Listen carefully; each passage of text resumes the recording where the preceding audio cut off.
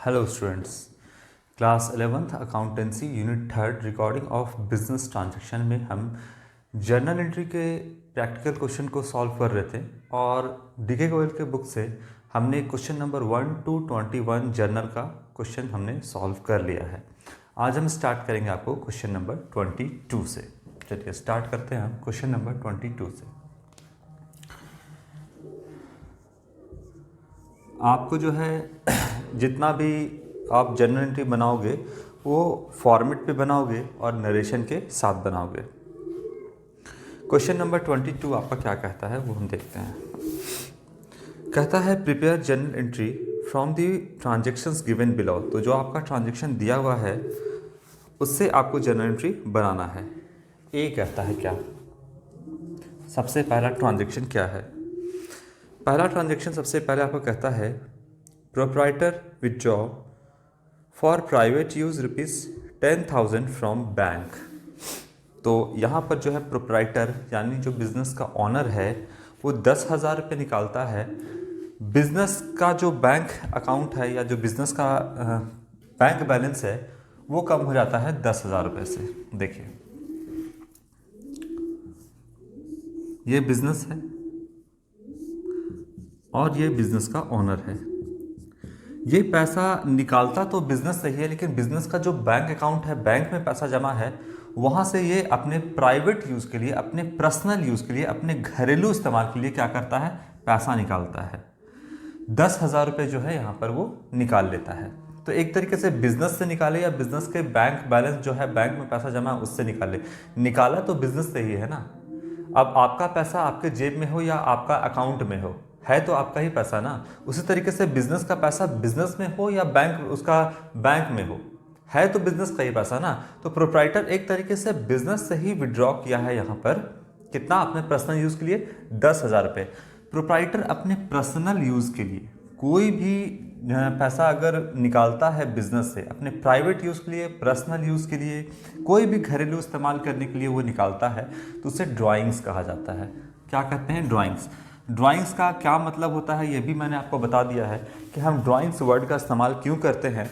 Last की video में मैंने आपको सब कुछ बता दिया है। ऑनर जो है वो कैपिटल इन्वेस्ट करता है।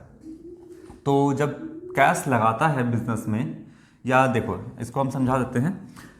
जब ऑनर कैश लगाता है बिजनेस में मान लो कि इन्वेस्ट करता है, मान लो 20,000 रुपये यहाँ पर लगाया और जो लगाया वो बिजनेस के बैंक अकाउंट में जमा किया, तो क्या बनाते हैं हम, bank account debit to capital account, ये बनाते हैं हम एंट्री। बिजनेस में पैसा लगाया लेकिन बिजनेस के बैंक अकाउंट में जमा किया, तो बिजनेस में पैसा आया, बैंक अकाउंट डेबिट, और जो ऑनर का है वो जो अकाउंट होता है बिजनेस में से हम कैपिटल कहते हैं, कैपिटल अकाउंट करते हैं। और कैपिटल भी इंक्रीज किया यहाँ पर, मान लो 20,000 रुपये लगाया, ये एंट्री पास किए। अब मान लो कि ऑनर जो है अपने पर्सनल यूज़ के लिए 10,000 रुपये निकाल लेता है, तो क्या जर्नल एंट्री बनाएंगे। ये एंट्री आपका रिवर्स हो जाएगा।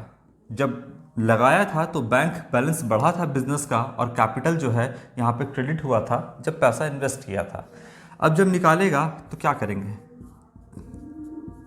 Capital account debit to bank account, 10,000 रुपये निकाल लिया, तो ये एंट्री बनाएंगे हम। ये एंट्री के बारे में हम लोगों सारे लोगों ने पहले से ही हम इसके बारे में डिस्कस कर रखे हैं। तो देखिए, एक बार बैंक डेबिट है 20,000 से, बैंक क्रेडिट है 10,000 से, तो ये आपस में कट जाएगा और यहाँ कितना बचा, 10,000 रुपये बचा। ये 10,000 रुपये डेबिट है यहाँ से और 10,000 रुपये क्रेडिट है यहाँ पर, तो ये कट जाएगा, तो यहाँ कितना बचेगा, 10,000 रुपये। तो बताइए कि अपने पर्सनल यूज़ के लिए जब ऑनर यहाँ पर निकालता है पैसा तो कैपिटल टू बैंक करते हैं और इससे जो वो कैपिटल इन्वेस्ट किया था वो कम हो जाता है। कितना था पहले 20, वो 10 हो गया और बैंक बैलेंस भी यहाँ पे घट गया। इसी कैपिटल की जगह पर हम क्या लिखते हैं, बस इस कैपिटल की जगह पे हम वर्ड एक अलग इस्तेमाल करते हैं जिसको हम बोलते हैं ड्राइंग्स अकाउंट। इसके पीछे क्या छिपा है, कैपिटल ही छिपा है, लेकिन हम लिखते हैं ड्राइंग्स अकाउंट। तो जब ऑनर अपने पर्सनल यूज़ के लिए, यहाँ पर आप काट के हम आपको दिखाए हैं, इसको काटना नहीं है, वो ऑटोमेटिक कट जाता है, 10,000 रुपये निकाल लिया, तो ये एंट्री यहाँ पर बना। जब पर्सनल यूज़ के लिए निकाला तो drawings account debit to bank account यहाँ पर एंट्री बनेगा। इस ड्राइंग्स के पीछे क्या छिपा है, कैपिटल आपका छिपा हुआ है। तो ये एंट्री बनता है जब ऑनर अपने पर्सनल यूज़ के लिए कोई भी मनी विड्रॉ करता है बिजनेस से। तो यहाँ पर भी सेम चीज़ लिखा है, क्या बोलता है, transaction proprietor withdraw for private use ₹10,000 from bank. तो एंट्री क्या बनेगा, ये एंट्री बनेगा यहाँ पर ड्रॉइंग्स अकाउंट डेबिट, बिजनेस का बैंक बैलेंस कम हो गया इसलिए बैंक अकाउंट क्रेडिट करेंगे। अगर कैश निकालता बिजनेस से तो यहाँ पर कैश अकाउंट को हम क्रेडिट करते हैं। तो drawings account debit to bank account, यहाँ पर कितना है 10,000। ये जनरल एंट्री आपका बनेगा। ट्रांजेक्शन नंबर ए आपका है। बी देखते हैं क्या कहता है, इसको हटाते हैं।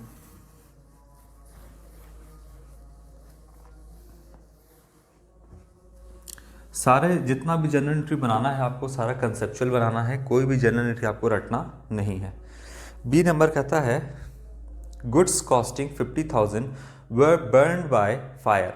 तो यहाँ पर जो है गुड्स जो था 50,000 रुपये का बिजनेस में गुड्स था, और कितने का था 50,000 रुपये का बिजनेस में गुड्स था जो कि जल करके ख़त्म हो गया, डिस्ट्रॉयड बाय फायर। यहाँ पर जल गया और बर्बाद हो गया गुड्स, 50,000 का था। कॉस्ट कितना था इसका 50,000, यानी बिजनेस को लागत, कॉस्टिंग बोलता है मतलब बिजनेस को लागत कितना पड़ा था, बिजनेस को खरीदने में कितना पड़ा था 50,000 का। बेचता हो सकता है इसको, जो जिसे भी बेचता है ये मार्केट में, वो यहाँ पर हो सकता है कि आपका हो सकता है क्या मतलब 50,000 से ऊपर में ही बेचता, हो सकता है 60,000 या 70,000 में यहाँ पर इसको बेचता। तो बिजनेस को इस गुड्स का कीमत कितना पड़ा था 50,000 रुपये, जो कि जल करके बर्बाद हो गया। क्लियर है यहाँ पे। तो अब इसका जनरल एंट्री कैसे बनाएंगे, पहले कहानी समझ लेना है। बिजनेस में 50,000 का कॉस्ट का, लागत का जो था वो गुड्स था जो कि जल करके बर्बाद हो गया, ख़त्म हो गया, आग लग गया उसमें। तो अब इसका जनरल एंट्री बनाना है।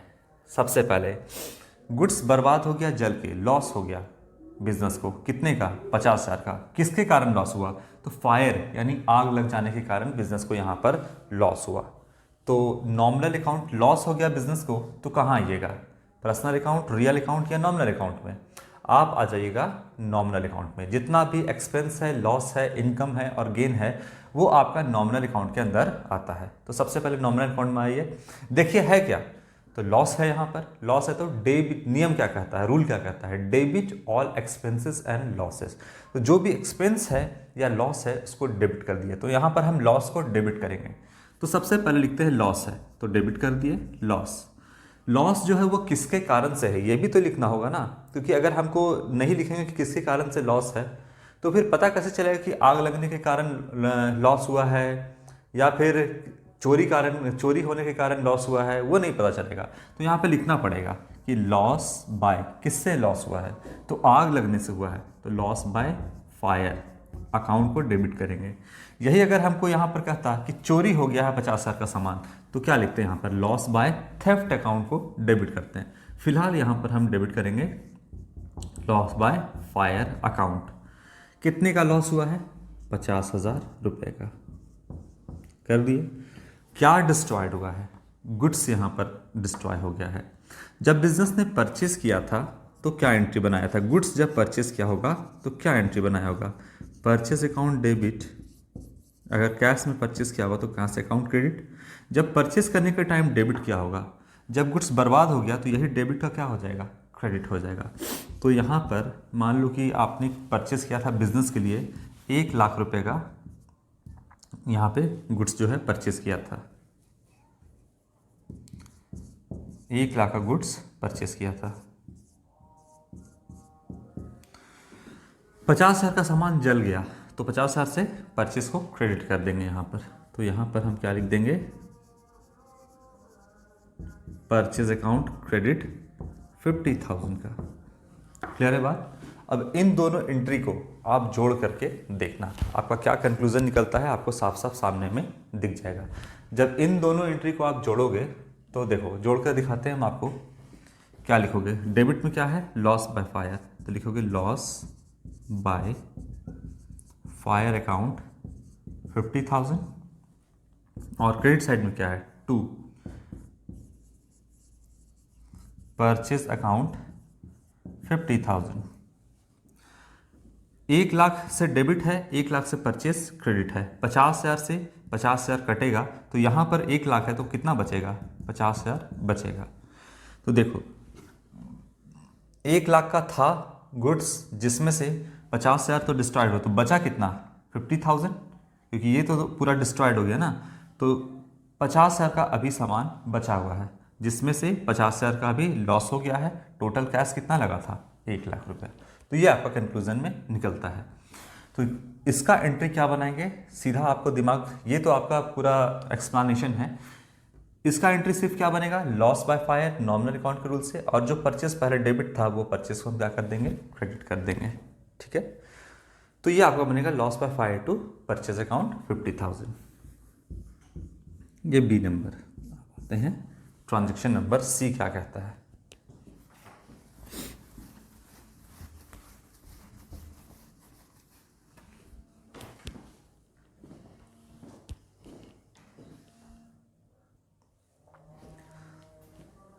ट्रांजैक्शन नंबर सी कहता है आपका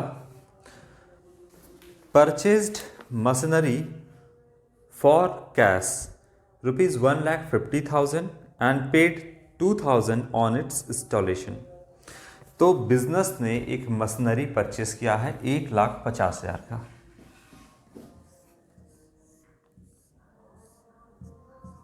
बिजनेस ने एक मशीनरी परचेस किया है कितने का? ये मशीनरी है, मान लो आपका मशीनरी 1,50,000 रुपीज़ का। और ये मशीनरी को अगर इंस्टॉल कराने के लिए बिजनेस ने 2,000 रुपये एक्स्ट्रा खर्च किया। मतलब अगर इस मशीनरी को आप इंस्टॉल नहीं करवाइएगा, ज़मीन पर फिक्स नहीं करवाइएगा, तो स्विच ऑन करते ही मशीन वाइब्रेट करने लगेगा। तो उसको इंस्टॉल करवाना ज़रूरी है। तो इंस्टॉल कराने के लिए बिजनेस ने 2,000 रुपये एक्स्ट्रा यहाँ पर खर्च किया। अभी तक एक मशीन खरीदा गया है और बिल्कुल नया मशीन खरीदा गया है ये आपका। इसके रनिंग कंडीशन तक आने से पहले जो भी इस मशीन पर खर्च किया जाएगा वो इस मशीन के कॉस्ट में ऐड हो जाएगा। यानी मशीन का कॉस्ट अब कितना का हो गया?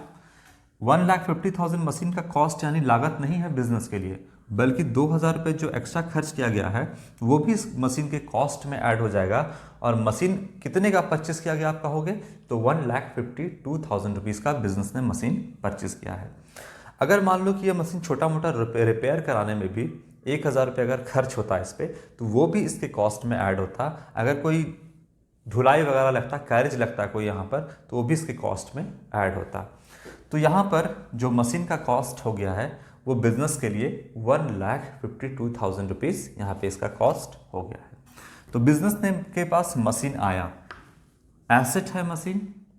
रियल अकाउंट के रूल से डेबिट वाट कम्स इन, यहाँ पर हम डेबिट कर देंगे किसे? तो मशीनरी अकाउंट को। कितना कॉस्ट पड़ा मशीन का? 1,52,000 रुपीज़ ये पड़ा। क्या कैश में पेमेंट किया गया है या फिर कहता है क्वेश्चन आपका कि चेक के थ्रू पेमेंट किया गया है?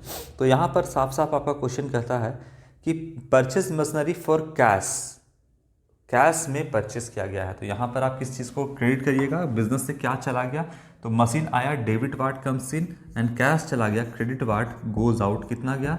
1,52,000 रुपीज़। ठीक है, ये हो गया आपका ट्रांजैक्शन नंबर 3। इसके बाद D, charge 5% depreciation on building costing 2 lakh and 8% depreciation on furniture costing आपका 5,000। तो 2 डेप्रिसिएशन यहाँ पर चार्ज किया गया है। एक बिल्डिंग पर चार्ज किया गया है और दूसरा जो है आपका वो फर्नीचर पे चार्ज किया गया है। चलिए, डेप्रिसिएशन के बारे में मैंने आपको बताया था।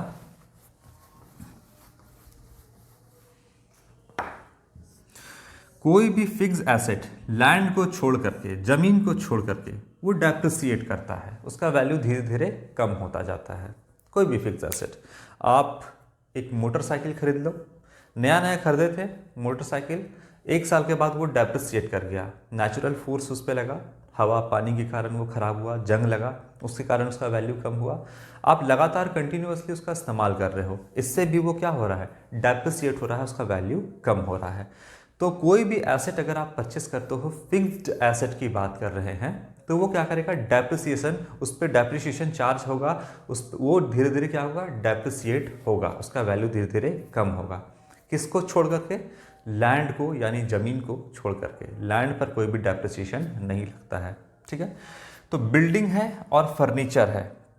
बिल्डिंग कितने का है, बिल्डिंग 2 लाख रुपए का है, और इसके अंदर बिल्डिंग में जो इस्तेमाल होने वाला फर्नीचर है जो कि फिक्स एसेट है, वो 8000 रुपीज़ का है। अब देखते हैं कि बोलता है क्वेश्चन में क्या, कि बिल्डिंग पर कितना डेप्रिसिएशन चार्ज हो रहा है।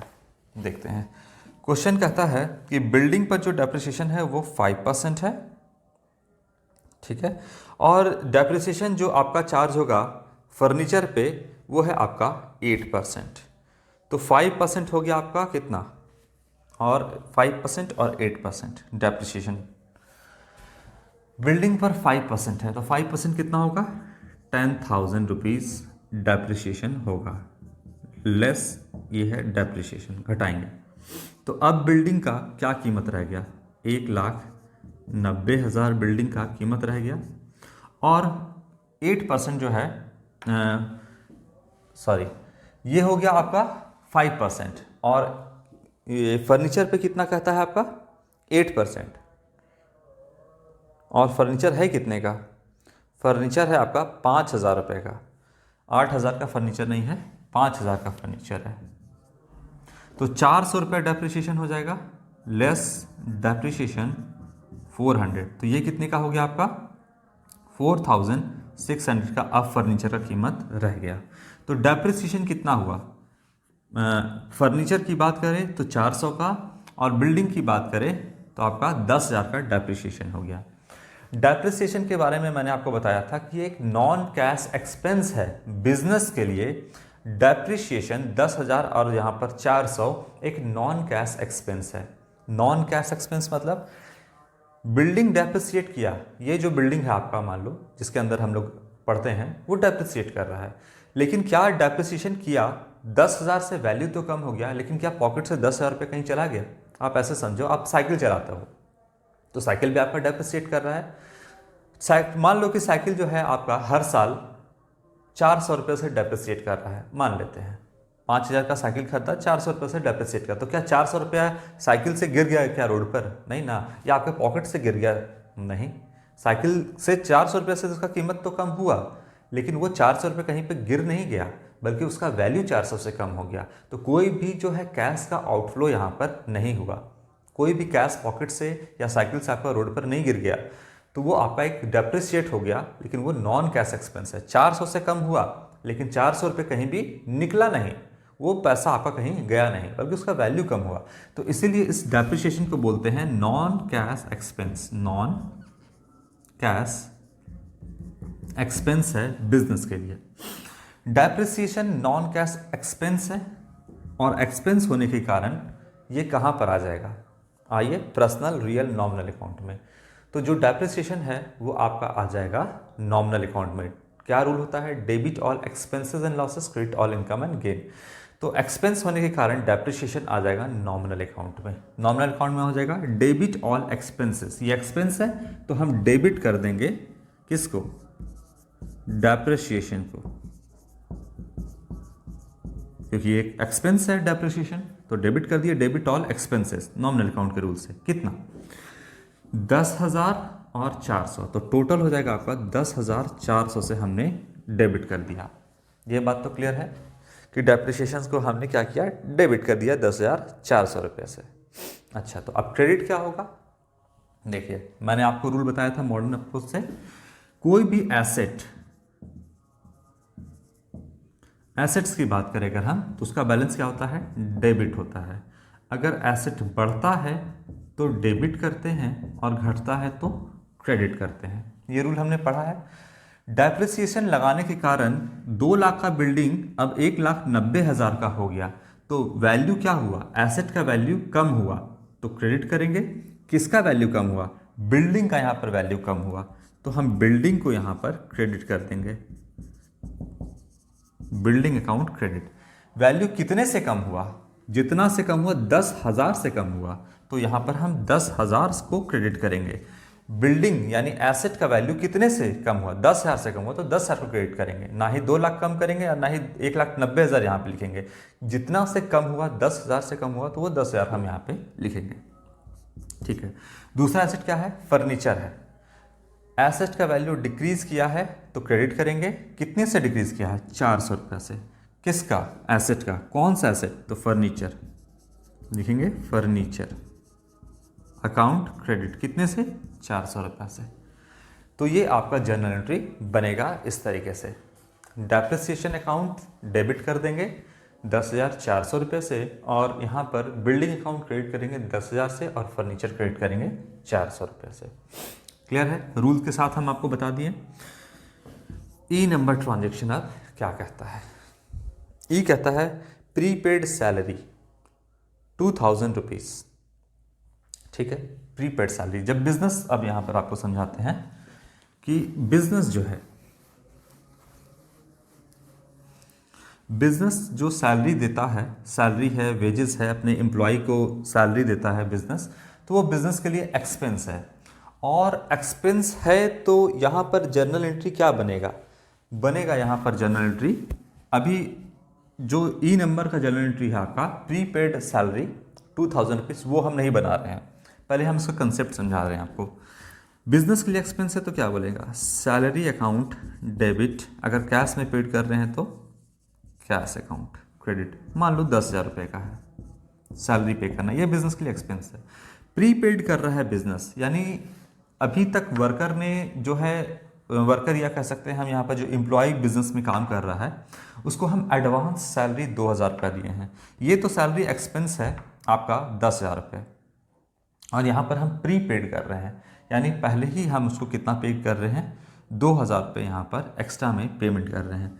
तो क्या बनेगा आपका, यहाँ पर सैलरी मान लो आप दे दिए टोटल 12,000 रुपये, 2,000 इंक्लूड करके, तो 12,000 सैलरी दे दी आपने, जो कि इसमें इंक्लूड है 2,000 रुपये अगले साल का भी, जो कि अभी प्रीपेड है इसमें।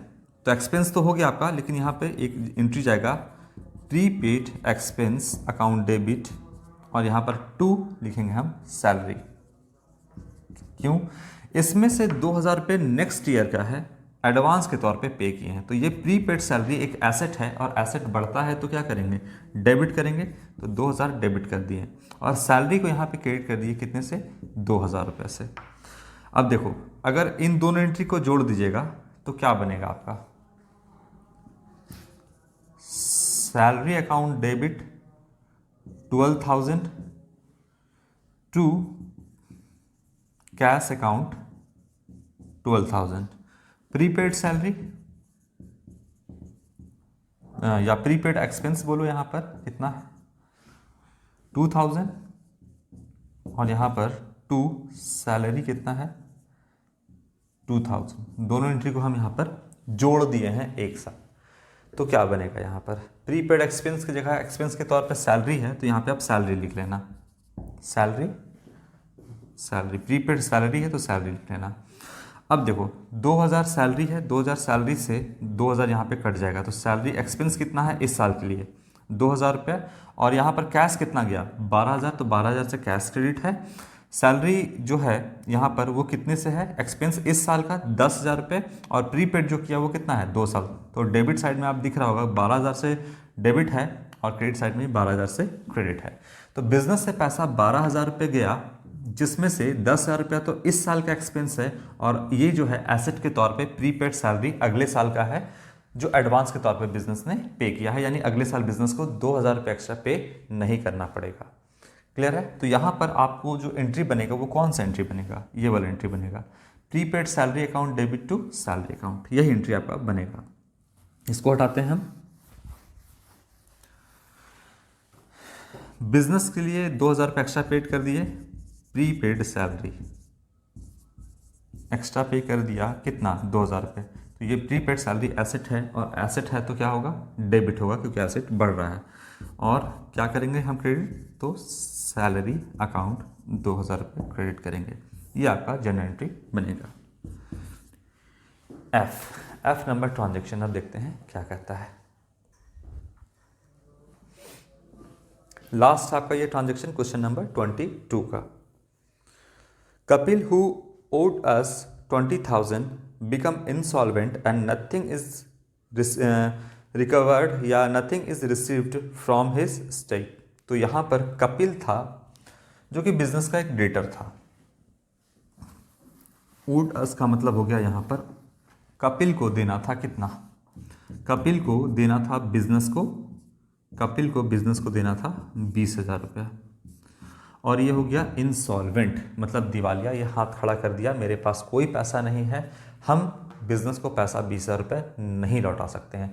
जबकि बिजनेस ने इसको उधार में सामान बेचा था, ये बिजनेस का डेटर था, और ये डेटर होने के नाते 20,000 रुपये देता।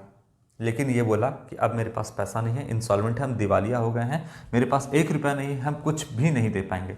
बिजनेस इससे जो है कुछ रिकवर नहीं कर पाया, 20,000 लेना था, बिजनेस 1 रुपया भी इससे रिकवर नहीं कर पाया। तो बिजनेस के लिए ये 20,000 रुपये क्या हो गया, कर्ज के तौर पे दिया था कपिल को। अब ये बैड हो गया, क्या हो गया, जो डेट, जो कर्ज के तौर पे कपिल को 20,000 रुपये दिया था, सामान दिया था 20,000 का, वो क्या हो गया, बैड डेट हो गया। तो यहाँ पर बैड डेट को हम डेबिट करेंगे, bad debts account debit. Bad debts जो है ये 20,000 रुपये बैड डेट हो गया बिजनेस के लिए, bad debts account, bad debt क्या हो गया, बिजनेस के लिए 20,000 रुपये लॉस हो गया, क्योंकि ये पैसा जो है वो रिकवर नहीं हो पाया कपिल से। तो बैड डेट अकाउंट को डेबिट कर देंगे नॉमिनल अकाउंट के रूल से, debit all expenses and losses. Business को 20,000 का लॉस हो गया, कौन नहीं दिया, तो कपिल। यहाँ पे कपिल को हम 20,000 से क्रेडिट कर देंगे, कर दिया हमने 20,000 से क्रेडिट। इन फ्यूचर अगर मान लो कपिल से कभी रिकवर हो जाता है तो यहाँ पर एंट्री बनाएंगे कैश अकाउंट डेबिट, अगर चेक के थ्रू देता है तो बैंक अकाउंट डेबिट टू यहाँ पर बैड डेट रिकवर अकाउंट। फिलहाल आपका ये जनरल एंट्री क्वेश्चन नंबर 22 का मैंने सारा सॉल्व कर दिया है। ये सारा जर्नल एंट्री जो मैंने आपको बताया है, ये जर्नल एंट्री के फॉर्मेट पर बनाओगे, नरेशन के साथ बनाओगे। तो फॉर्मेट आपका है date, particular, ledger folio, amount debit and amount credit. तो इस फॉर्मेट पर नरेशन के साथ बीइंग या फॉर का इस्तेमाल करते हुए आप सारा जर्नल एंट्री को जो है आप कॉपी में नोट करोगे। Thank you.